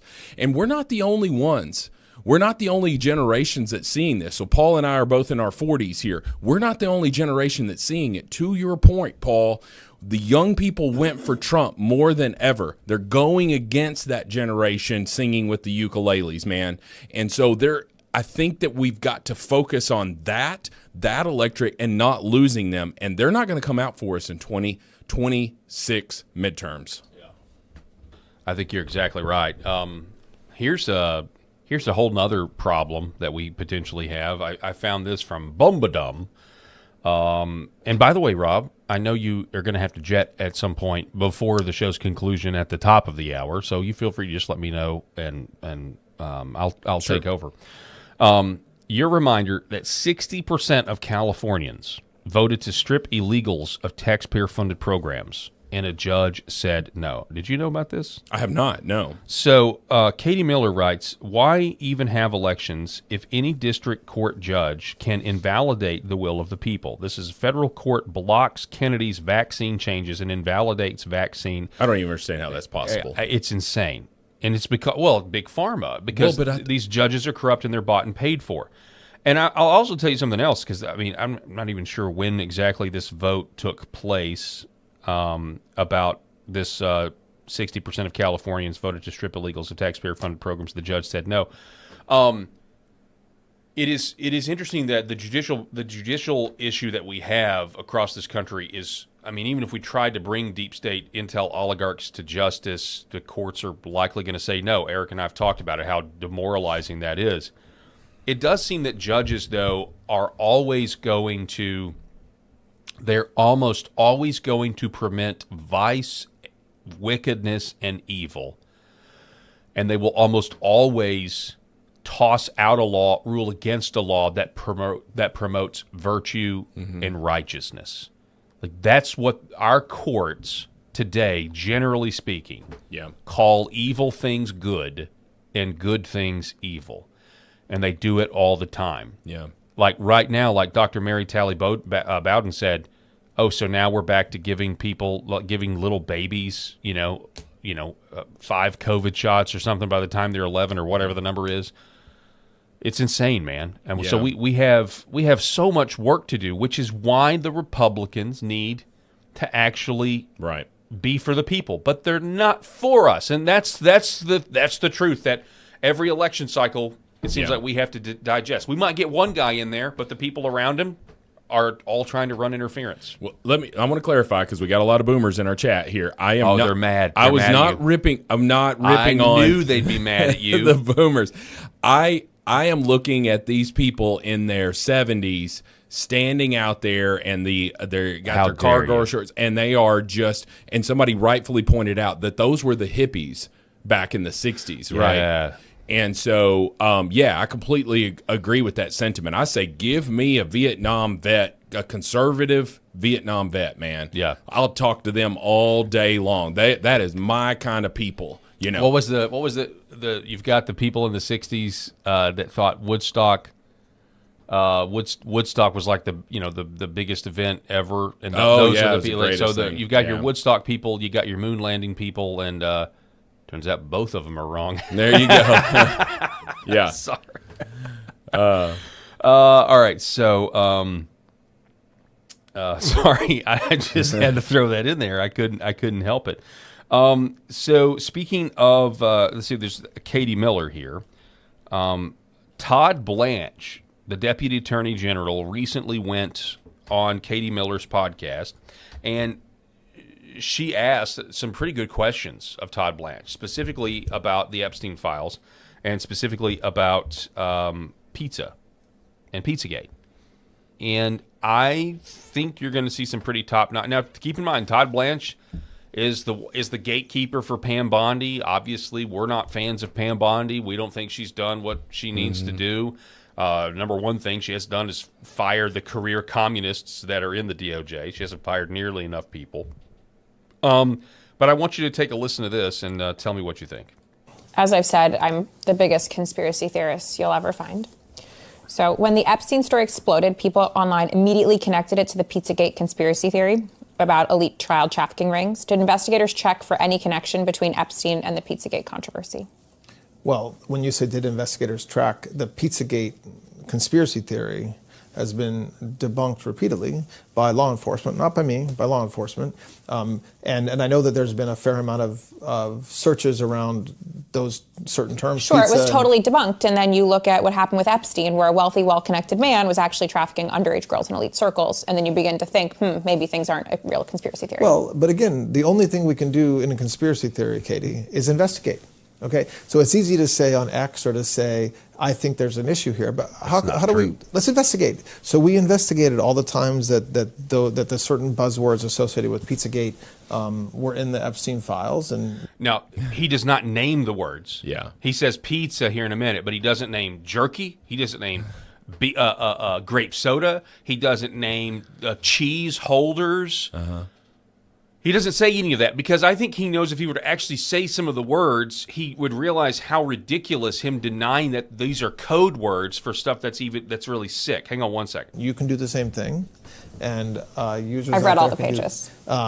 And many of those, at least as far as my understanding is of the conspiracy theory, don't line up with the conspiracy theory at all. If all of them, frankly. But so I'm not sure. I am aware that the word pizza is in the Epstein files, among other things. Does a client list exist? What are your thoughts on that? He's basically saying, so all of those episodes that we did when the Epstein files came out, and we were like, oh my gosh, Pizzagate is definitely real. Even I mean, I already was convinced, but they're definitely speaking in code language. They're not talking about pizza and grape soda. Anybody who's an honest person would be able to understand that. I will say that there is a less than 1% chance that I would ever change my mind on the validity of the Pizzagate thing. I just don't know. I'm going to say there's not. I never want to put it at 100% chance, but it's a 99 point whatever % chance that you could never convince me that it didn't exist, because we saw these emails and you knew they were not talking about pizza. Bull. There's no way in the world they were talking about pizza. They were talking about their sexual preferences of these children. And if you like this, you like that. If you like this, you like that. It's disgusting. As a father, it's disgusting. And I don't know what Todd Blanche's game is here, but it pisses me off. Well, and we were just talking about demoralization, and this is another aspect. You've got somebody in the administration that's, once again, just, what's your phrase? Peeing on our leg and telling us it's raining. It's raining. And this is just insane that this is happening. And yet, you just want to dismiss Pizzagate. Later on, he denied the existence of a client list. True. I don't think that I agree that I don't think that there is a list of, hey, this is Bill Gates and he likes 13-year-old girls. Yes, nobody was signing a confession. Correct. And there was and his client list kind of thing, like he was a businessman who loaned money, he brokered deals, all of this stuff. So he's got people in there that had nothing to do. Far be it for me to ever agree with the view, but they were trying to say, like, hey, we're in the Epstein files, but that, like, I didn't go to any island, I didn't go to this, or maybe they did go to the island, I don't know, but I didn't. I don't believe any. I don't think anybody thought 80-year-old Joy Behar is getting it on with anybody. Thank God, because that's going to give me nightmares. Things that were not on my bingo card this morning that we were talking about. Mental images. Or Whoopi. Get out. Whoopi. But anyway, but what their point, I take it, and that is, just because you're in the files doesn't mean that you did anything wrong. It just means that you had some sort of connection to Jeffrey Epstein. Now, but some of those people, as we rightfully know, were pedophiles. There's no way this was just Jeffrey Epstein. Bull.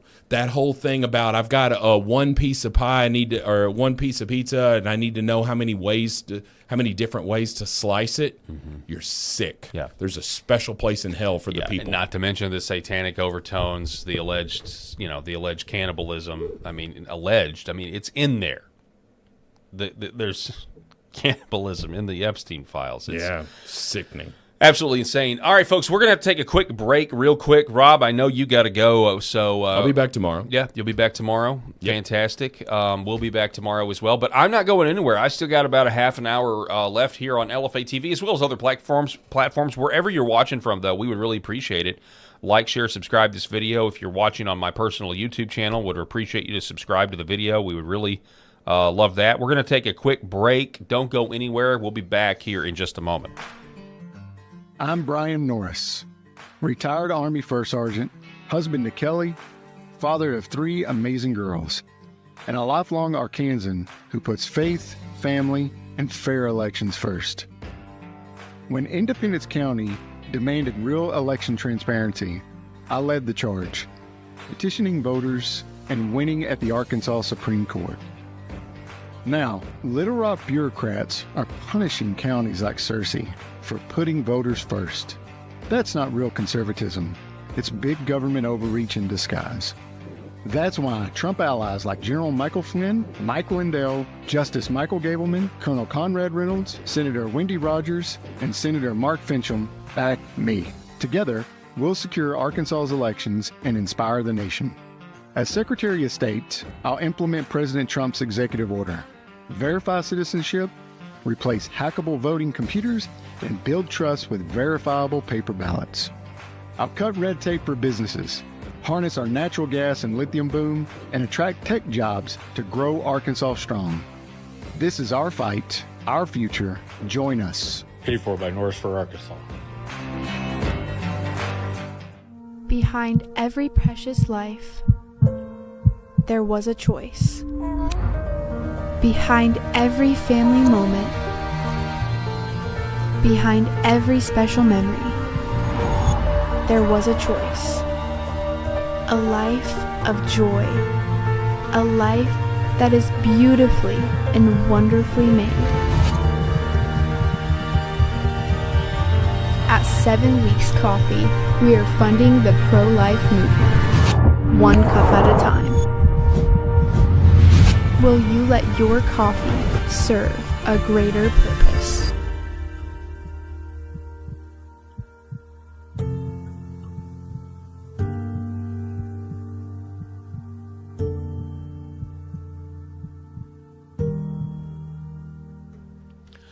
All right, folks, welcome back to the show. Thanks so much for being with us. My name is Paul Harrell. This is the Paul Harrell program. We are broadcasting live on LFA TV as well as other platforms like YouTube, Facebook, X. And so we really appreciate you watching. We can't do the show without you, and we can't do the show without our sponsors. One of the things that came to mind or came to the forefront of the news, at least on X. You know, I will say this about X. X certainly is a bubble, okay? It is not everything is on X, but X is one of the best platforms out there when it comes to getting news and getting news quickly. And one of the things that came out today that's a little concerning for me is that the federal government has decided that they need to secure the domain. When I say domain, I'm talking about a website. They need to secure the website domain of aliens.gov. Aliens.gov. And this was concerning to me. Sorry about that. I've got a frog in my throat. Polymarket breaking: the United States government secretly registers the aliens.gov domain. Now, I don't know how secret it is. It's certainly not a secret now. But people are now understandably asking what exactly is about to happen. There have been rumors of a coming alien disclosure where we're suddenly going to find that we're not alone in the universe. You know, it's an interesting idea. Theologically speaking, people that believe in the Bible have known that we're not alone in this universe for thousands and thousands and thousands of years. And so many Christians that have studied the Bible and then have also studied claims of extraterrestrial life, and they've studied claims. Even the late Chuck Missler had incredible, I'm not going to say sermons, because he wasn't really, they're more just like lessons that you can look up online. The late Chuck Missler had all kinds of very popular YouTube videos out there, older videos, but they're out there, on alien abduction and tying it directly to the demonic realm, tying it to fallen angels or demons or what have you. I mean, the idea that humanity is not alone is something that theologians and people that believe the Bible have always believed, that we are the subjects of a cosmic war, if you will, that Earth is, and before the Industrial Revolution, when everything was more agrarian in the United States specifically, but other places as well, it was just an assumed fact that the Earth is sandwiched between heaven and hell, and that there are other realms Paul calls the heavenly places, that sort of thing. This is not new, but now, you know, we're trying to quantify it in different terms. And you hear people say this as well when they say, we're in a simulation. Oh, yeah, reality is just a simulation. You know, that started when the physicists didn't like some of the readings they were getting about the universe being finite. It's not ever expanding the way people used to think. Oh, it's just infinite. It's infinite. No, it's finite. Oh, if it's finite, that means it's a construct, that we're inside a construct that's been created. And so you read some of these books from these guys that are, secular atheist physicists, and they're talking about, hey, we may be in a simulation, and this reality may just be a shadow of another reality. And you think, well, that's actually just accounting for creation and God and the theological truths that church fathers have known for thousands of years, and you're just basically saying it in a different way. You're saying it in a more palatable way.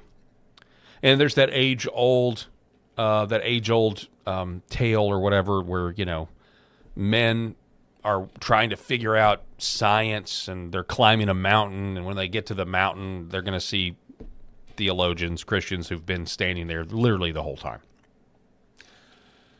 So a lot of people have been kind of preparing their brains for this idea that aliens, or I guess I'll say demons, are really going to land, and they're going to be masquerading themselves as space aliens, but they're actually interdimensional entities. That's what you'll be called. We're going to call them demons. There's even reports that that Pentagon officials, and people were critical of this, that Pentagon officials wanted to shut down certain programs because they thought that the demonic was influencing the results. And this is all happening, by the way, in the context of where millions of people now are using AI on a daily basis, relying on AI, but also having deep conversations with AI, becoming dependent on AI. We played for you on this show last week a woman asking AI to repeat back to her, Jesus is Lord, 50 times. And they got to about 35 Jesus is Lords before it sounded like the hell scene from Event Horizon in the background. By the way, I'm a movie buff, if you don't know. I hate that movie, though. I do not watch that movie, but I'm very familiar with the movie Event Horizon and the hell scene, and it's just the stuff that nightmares are made of. So for the U.S. government to now all of a sudden secure the website domain aliens.gov, there are people who are looking for the next COVID. I'm one of them. You may be one of them. There are people looking for the next false flag, trauma-based mind control psyop to distract us.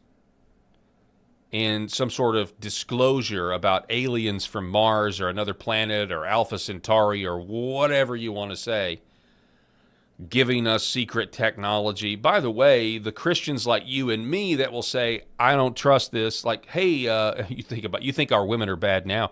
You think the younger generation of women who are scantily clad and promiscuous now.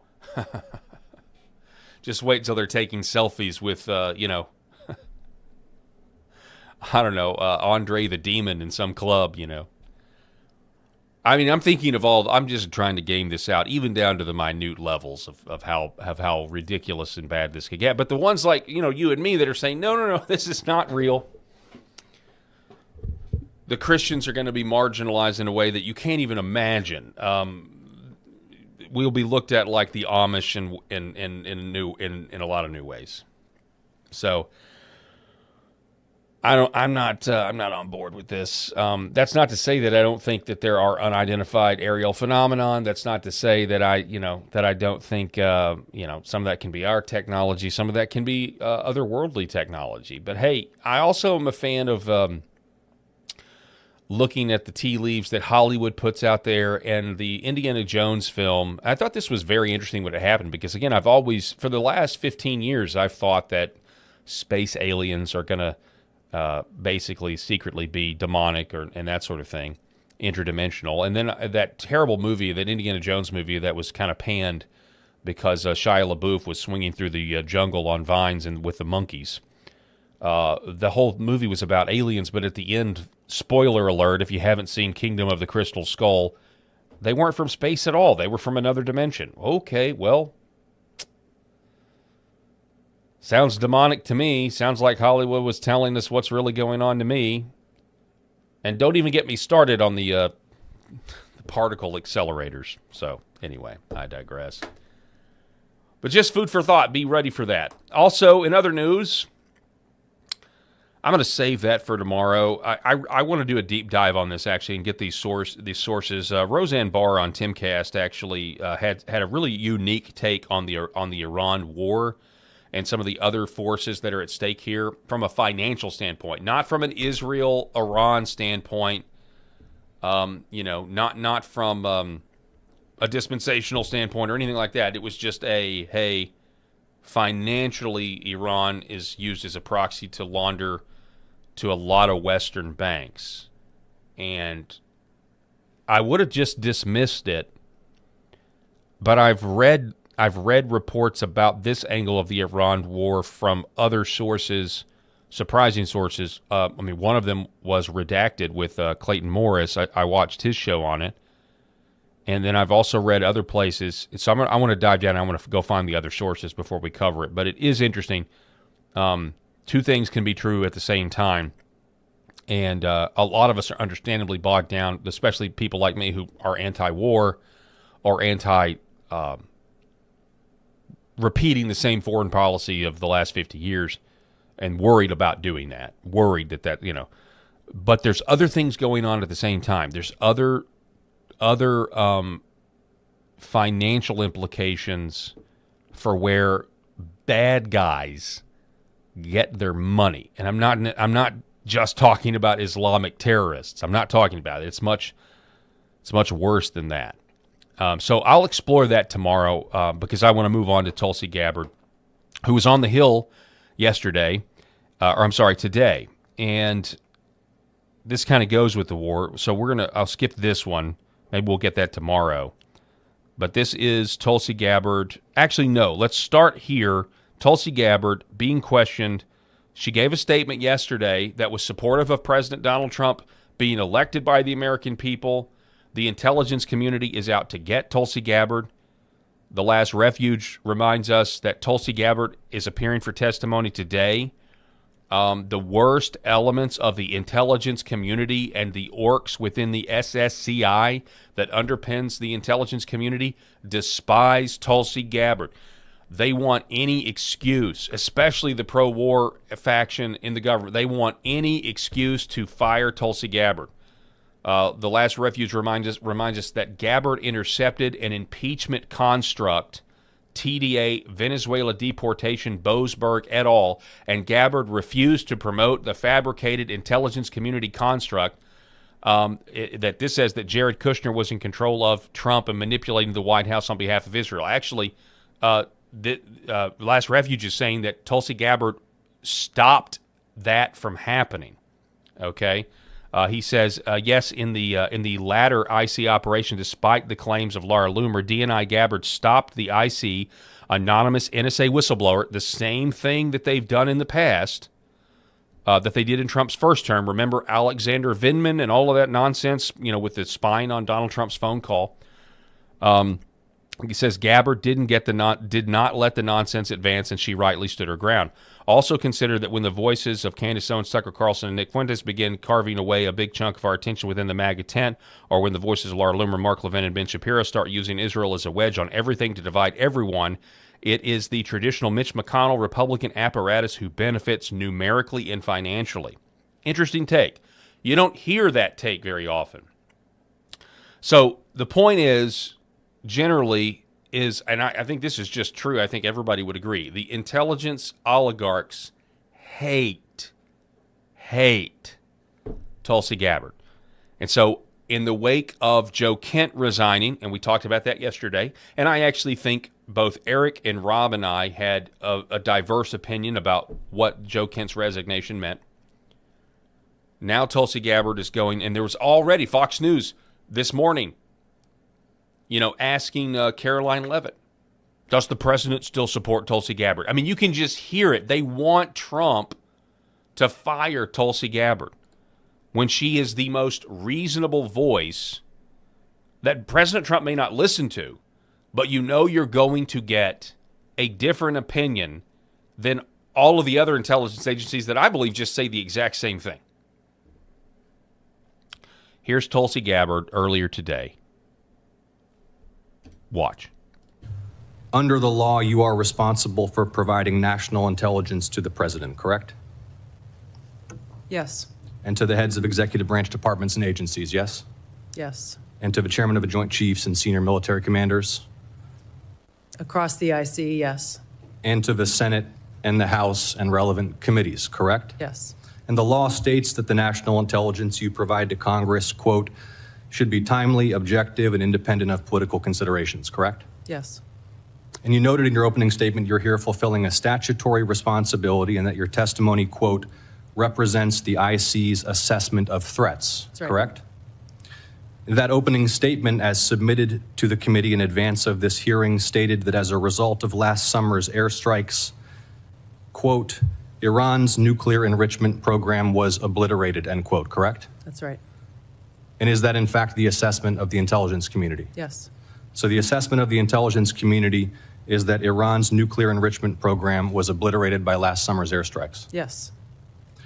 In the opening statement you submitted to the committee last night also stated, quote, there has been no effort since then to try to rebuild their enrichment capability, end quote, correct?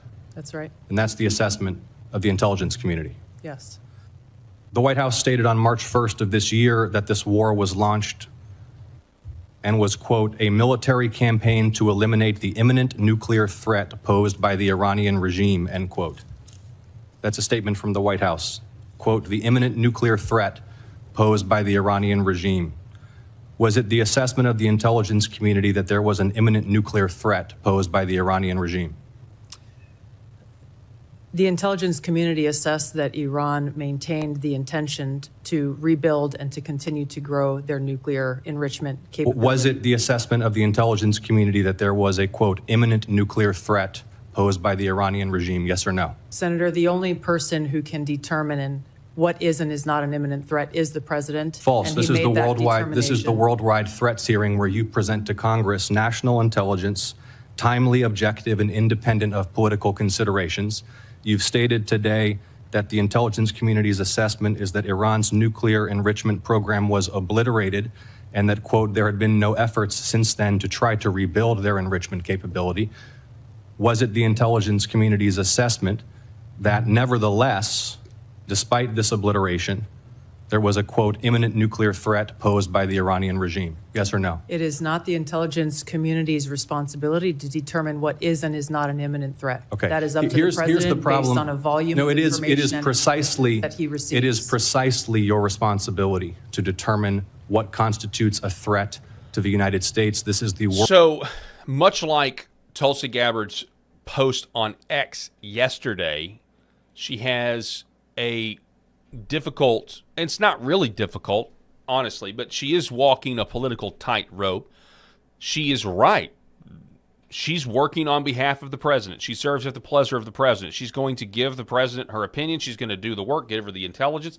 But ultimately, it's the president that decides, and we voted for the president.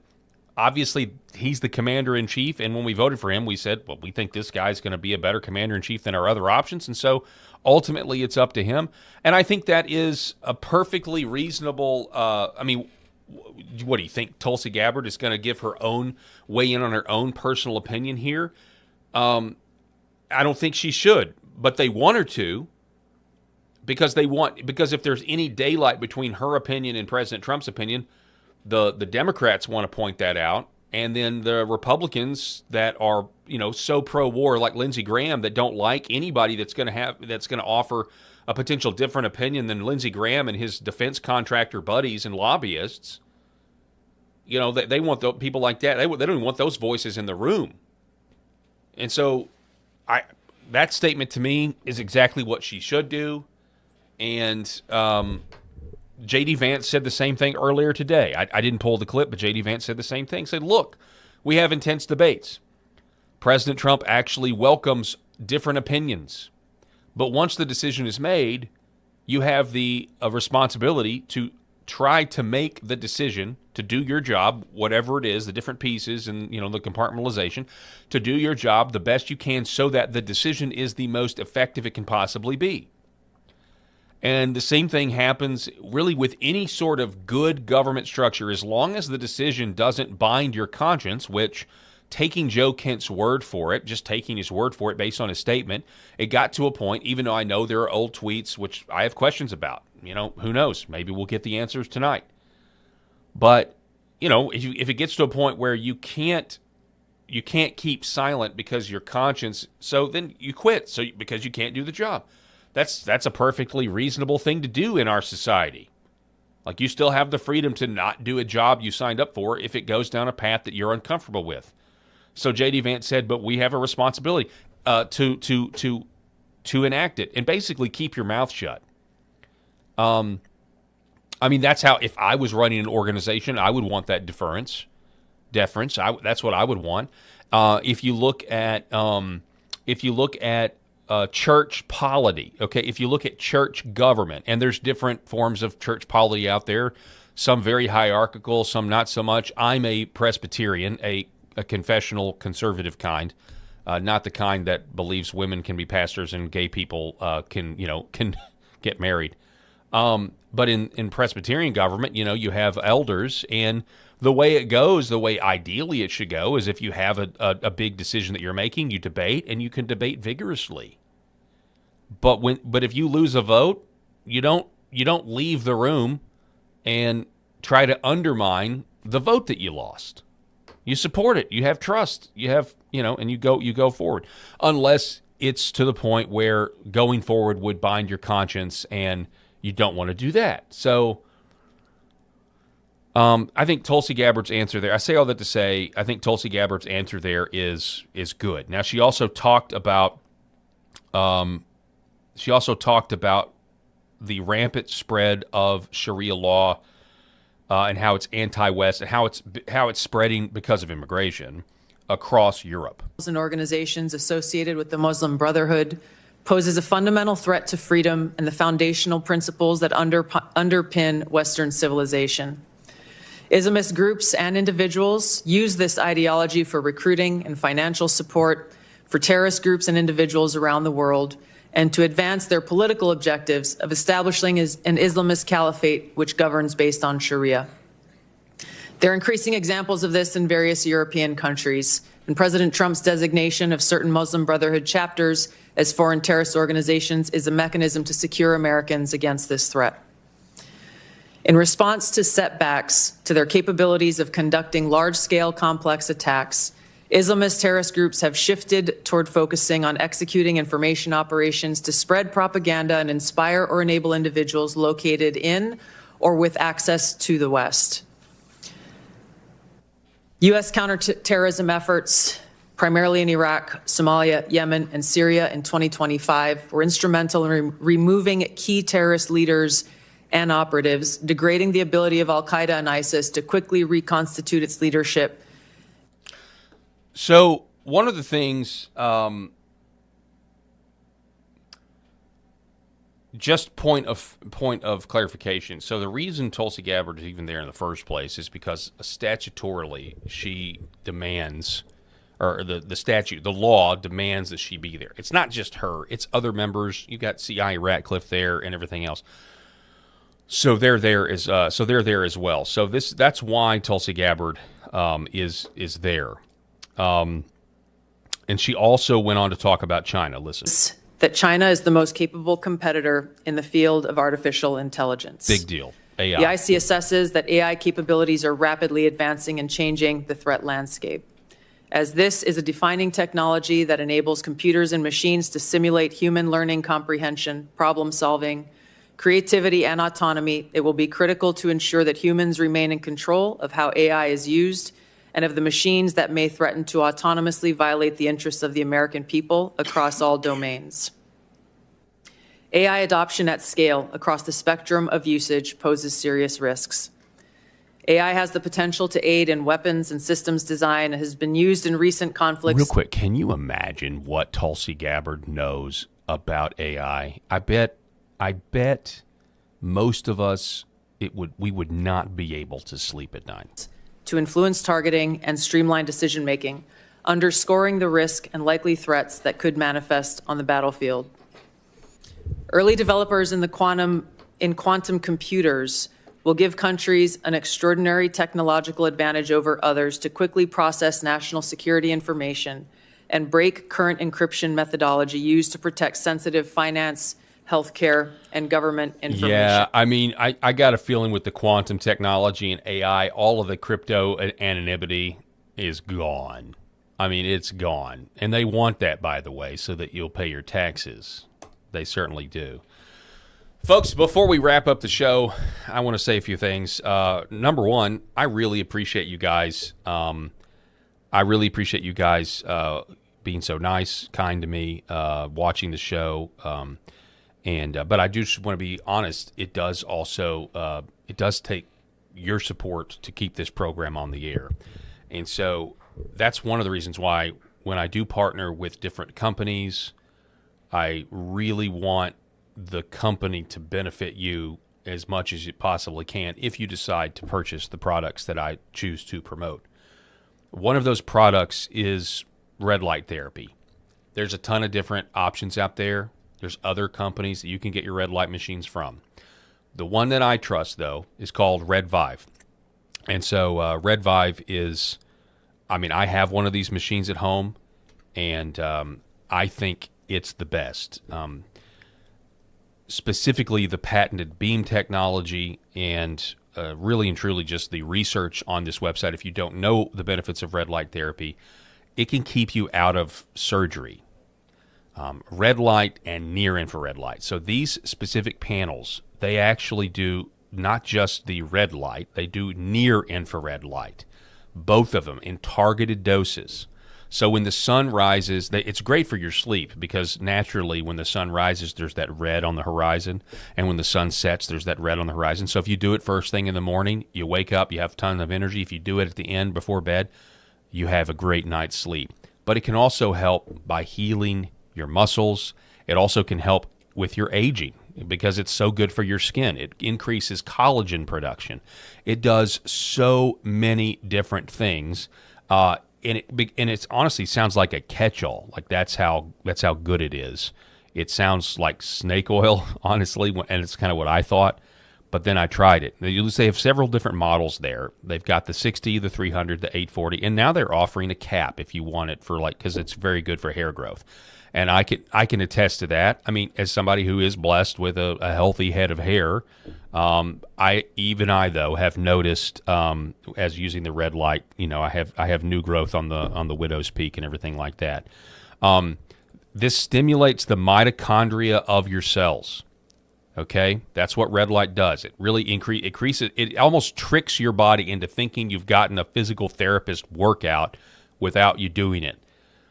It can help in so many different ways, but if you're not going to be convinced until you at least go to redvivehealth.org/Paul and read the research, read Dr. Desai's research, and then if you eventually try one, you will be convinced. It's incredible, this technology. And this is also a way for you to support the work that I'm doing, the work that Rob is doing, and the work that Eric does when he's here as well. And you can save 35%. If you use my code Paul, you save 35%. They have financing available, 0% interest financing is available. They also have a 60-day return policy. So you can return this. Guess what? Once you start using it, no one ever does. redvivehealth.org/Paul would be a big help if you're looking to get off the medical industrial complex hamster wheel. This is a way to also avoid the big pharma hamster wheel as well, where you take all this medicine for pain and then you eventually get into the surgery corridor. You could at least try red light therapy first. It is an investment, but these machines are good for like 200,000 hours. So I think you'll really enjoy it, and it'll enhance your overall wellness. So something to think about for sure. All right, so ending the program today, this is a fascinating story.